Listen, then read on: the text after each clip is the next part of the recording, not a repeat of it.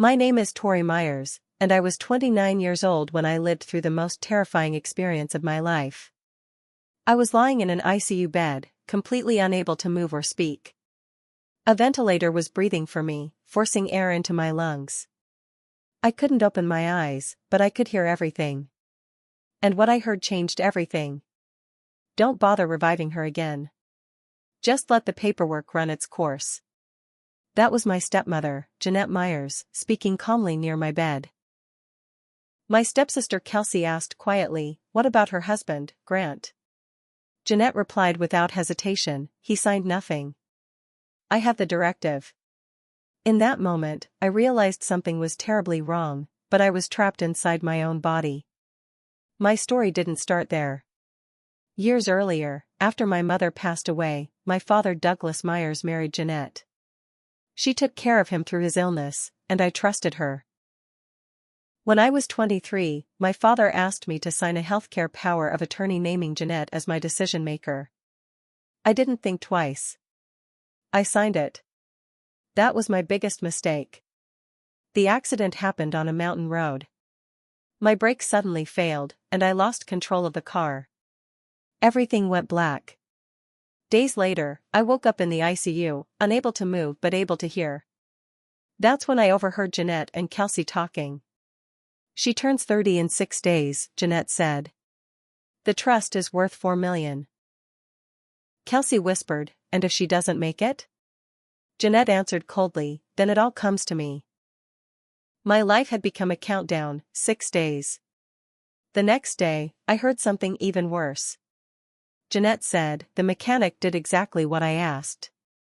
Kelsey sounded nervous. "You said it was an accident." Jeanette replied, "It was. I just helped the brakes fail." That's when I understood the truth. My stepmother had planned my accident. She wanted me dead before my 30th birthday. I couldn't move or speak, so I stayed completely still. If they found out I was conscious, I knew I wouldn't survive. I had only one option: wait and hope for a chance. That chance came in the form of a nurse named Donna Kowalski. One night, she held my hand and felt my finger twitch. She paused and whispered, "Can you hear me?" I used all my strength and squeezed her finger once. She didn't panic.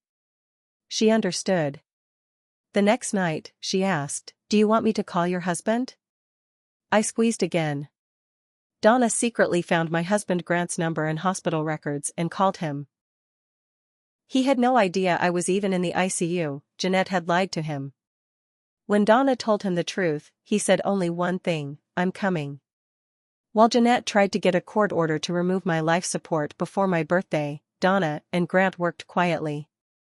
Donna's notes, her observations, and the hospital records became evidence.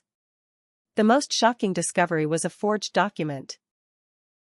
Jeanette had added a fake page to my healthcare directive, using a copied version of my signature to give herself permission to end my life.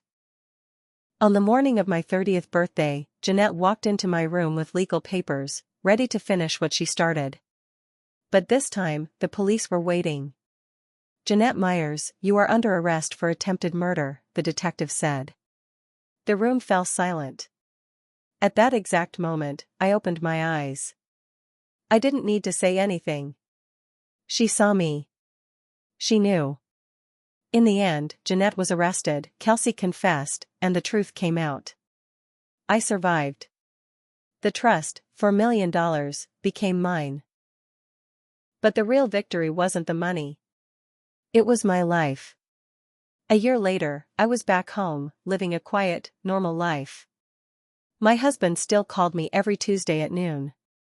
In my kitchen, a small basil plant sat by the window, stronger than before. Just like me. Moral lesson: never trust blindly, even when it comes to family. Always understand what you sign, especially legal documents. Greed can destroy lives, but truth always finds its way out. Question for you: if you were in Tori's place, what would you have done? And do you fully trust the person who has the legal power to make decisions for you? Note: this story is completely fictional.